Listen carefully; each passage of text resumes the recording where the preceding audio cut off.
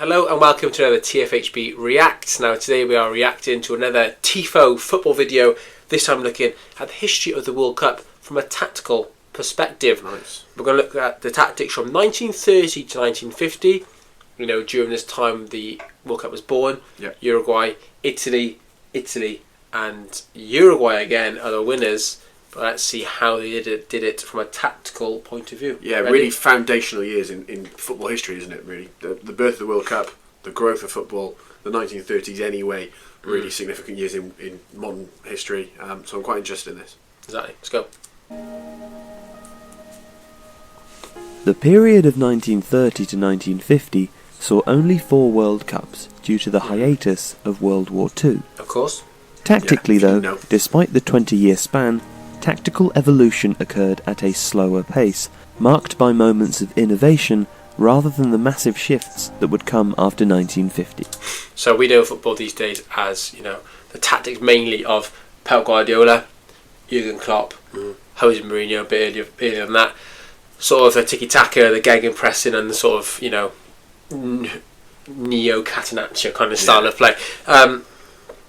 Like he says though, this period here before the Second World War and just after, the tactics kind of rigid. They didn't change much for a long time. It's not until the Rinus Michels and the sort of the total football of the Dutch, the Catenaccio, like I said before, but of Helenio Herrera in the 1960s, and so on.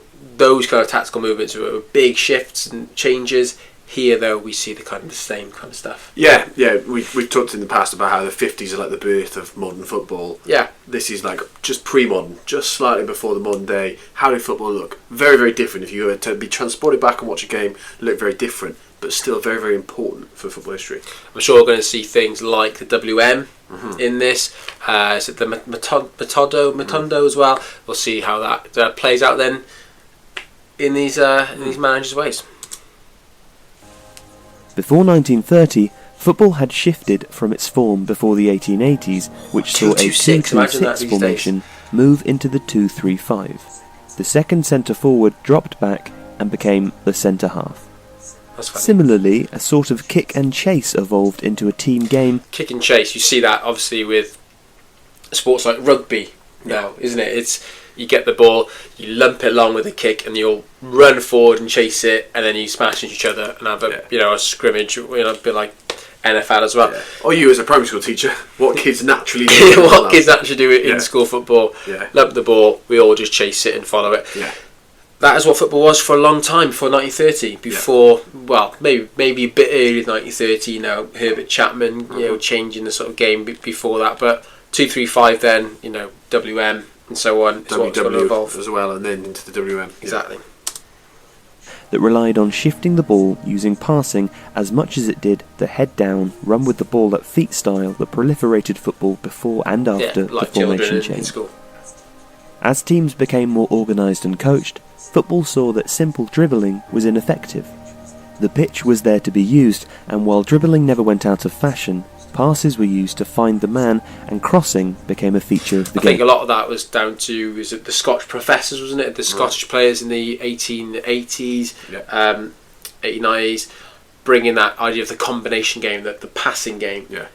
Realising that if you pass the ball to each other, you can make up a lot of ground and keep the ball away from the other team.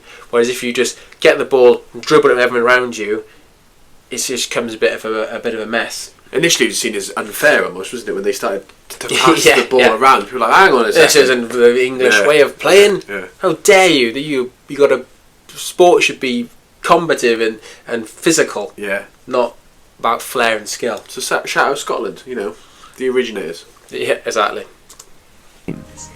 This gave rise to the importance of the aerially dominant centre-forward, but the most important position of the era was the centre-half, described by Jonathan Wilson as a multi-skilled all-rounder, defender and attacker, leader and instigator, goal-scorer and destroyer. Centre-half there being a defender and attacker, kind of that mixed role. These days we think of a centre-half as being a centre-back. The Virgil van Dijk song for Liverpool is a centre-half. Yeah. he's kind of been known now colloquially as a defender. However, back then it's more like a common centre midfielder, isn't it? Yeah, a box to box type midfielder. Mm-hmm. Yeah, and in particular leader and instigator. You think of maybe a Steven Gerrard type person in that way. Exactly. Yeah. The centre-half marked the opposition centre-forward when not in possession, but the better ones also had licence to get forward, arriving late in the box, and also providing a deep-lying creative role, passing as if a quarterback. Teams were built around this player, and the most exciting generally had a creative centre-half, while the more dour physical sides, such as England, used a stopper in the role. Yeah. The 1930 World Cup final, contested by Uruguay and Argentina and won by the Uruguayans, saw two teams of contrasting styles within the frame of the 2-3-5. Both teams innovated, especially in their use of inside forwards, who dropped off and linked the halfbacks to the wings. But while the Argentine side prized flair and individual skill, even though they were anchored by perhaps the most outstanding centre-half of his day, Luis Felipe Monti, they were less able to keep their defensive shape, and the greater organisation and closer passing of the Uruguay side won the day 4-2. The importance of tactics, or perhaps more explicitly, organisation, was already showing. Further innovation was provided in 1934 by Italy and Austria. So you got Italy now, and during the Mussolini era, where football is used as kind of sports washing, is used as a way to promote fascism in the country. So Vittorio Pozzo is the manager. But Austria here as well, another fantastic side, the Wunder team. Yeah. Matthias Sindelar, is the famous player for them. Of course, their sort of golden age didn't last as long because they are later annexed by Germany in the Anschluss with Germany. So this is going to be interesting to see how these teams adapted the 2-3-5 to suit them. Though the tournament was marked by brawls and didn't do much to elevate the standing of football. 2-3-5 was still the preferred setup, but Italy, using the same Luis Felipe Monti who had starred for Argentina in 1930 and was now an Italian international, played Monti as a deeper centre-half where possible. He still had licence to get forward, but Italy were a physical and organised side who played a direct style of football, and Monti's role was to sit deep, mark the opposition centre-forward out of the game, and counter. This was especially important against sides who had started to play with a more creative centre-forward, such as Austria, and their outstanding number 9 Matthias Sindelar. Sindelar was an early form of the false nine, dropping away from the forward line and allowing the inside forwards Anton Scholl and Johann Horvath to move into the space he vacated. A man-marking centre-half such as Monti could go with a dropping-off centre-forward without disrupting team shape too much. Attacking flair was sacrificed for structure and negating the opposition. Italy beat Austria in the semis and then defeated Czechoslovakia 2-1 to lift the World Cup. So a very rigid tactical side of the Italians to stifle the sort of creative flair of Sindelar dropping deep. It's interesting to see that the false nine, when it was introduced by Guardiola with Messi, in particular, we thought it was this revolutionary thing, but then sort of revisionist histories have said, actually Sindelar was doing it for Austria in the 30s, Hidegkuti was doing it for Hungary in the 50s, and then obviously now we probably know the best false nine to have been Roberto Firmino for Liverpool.